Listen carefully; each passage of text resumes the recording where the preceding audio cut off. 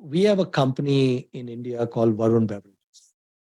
Okay. And Varun is the Pepsi bottler for most of India. Right? I mean, I think other than Andhra and Kashmir, they have the rest of India.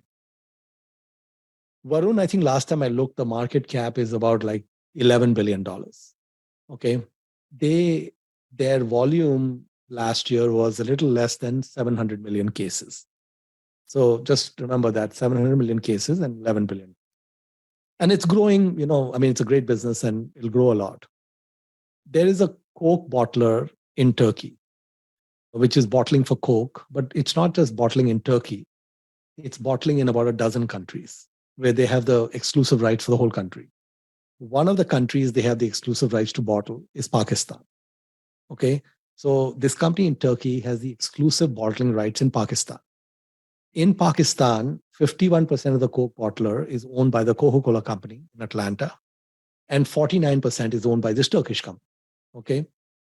Coca-Cola Enterprises in Atlanta recently agreed to sell the 51% to this Turkish company for $300 million. So basically, the Pakistan bottler was valued at $600 million. Half was sold for $300 million. In Pakistan, the Coke bottler volume is 400 million cases a year. Okay. Varun is little under 700 million. So let's double it. So 600 million is the value for 400 million cases, 1.2 billion for 800 million cases. Okay. There may be some difference in the growth rate, but the bottler in Pakistan is sitting at 10% of the valuation of the bottler in India. And Coke is a better brand. So between Coke and Pepsi, people will go for Coke. So it's actually the more dominant, better brand. So that Coke bottler in Turkey, they have operations in all these countries, including Turkey. So the market cap of that business, which is about 1.6 billion cases a year, is 2.8 billion. It is 1/4 of the value of Varun Beverages at almost 3 times the size. Right? So anomaly. It's an anomaly. So one of 3 things is true. Varun is overvalued, or the Coke bottler is undervalued, or a combination of the two. Right? And when we can look at cash flows, we can look at many other things. But the thing is that even in Pakistan and in India, the per capita consumption of Coke and Pepsi is extremely low. If we fast forward 10 years or 20 years, the per capita numbers will go up a lot. The population will go up. All of those numbers will change. So in both places, it's a good business. Varun may even grow faster because Pakistan's having all kinds of issues. But 10-to-1 difference in value, one is trading at 50 times trailing earnings. The other is trading at 9 times trailing.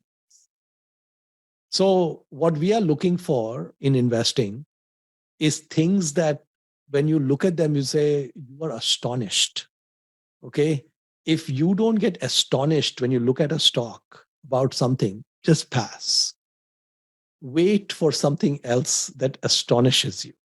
Because in auction-driven markets, you will find astonishing things. It will not happen every day, every week, every year, but you only need one Titan. You only need one Racas or one Coke bottler. You don't need too many things. One Blue Dart. Just focus on the astonishing. Did you know that India's soft drink consumption is still just a tiny fraction of the developed world? And that gap could become one of the biggest long-term growth stories for Varun Beverages. Today we are talking about the company that has quietly become the beverage giant. Varun Beverages, also known as VBL, is the second largest franchise of PepsiCo in the world, outside the United States. The company operates across 10 countries and also has distribution rights in 4 additional countries. Every year, VBL sells nearly 1,200 million beverage cases. And management is aggressively targeting more than 1,500 million cases this year. And that is a massive growth. Around 74% of VBL's revenue comes from carbonated soft drinks, or CSDs. This includes brands like Pepsi, Mountain Dew, Mirinda, Sting, and 7up. Another 7% comes from non-carbonated drinks, or NCDs. such as juices and sports drinks. And 19% of the revenue comes from packaged drinking water, mainly through brands like Aquafina. Now, the biggest opportunity for VBL lies in one shocking statistic. India's annual per capita soft drink consumption is estimated at only around 12 to 15 liters. Compare that with China at around 79 liters. The UK consumes more than 100 liters per person annually, whereas Mexico consumes around 137 to 163 liters. And in the United States, consumption ranges from 154 to 350 liters depending on the category measured. The global average itself is nearly 104 liters. This means India still consumes only a fraction of what developed countries consume.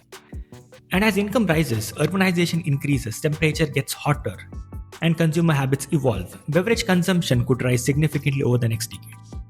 This is exactly why Varun Beverages is investing aggressively in India and expanding manufacturing plants. The bull case for VBL is simple. If India's beverage consumption even moves closer to global average over time, companies like Varun Beverages could see a massive long-term demand runway.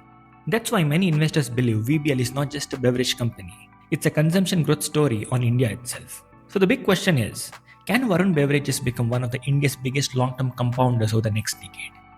Comment your thoughts below.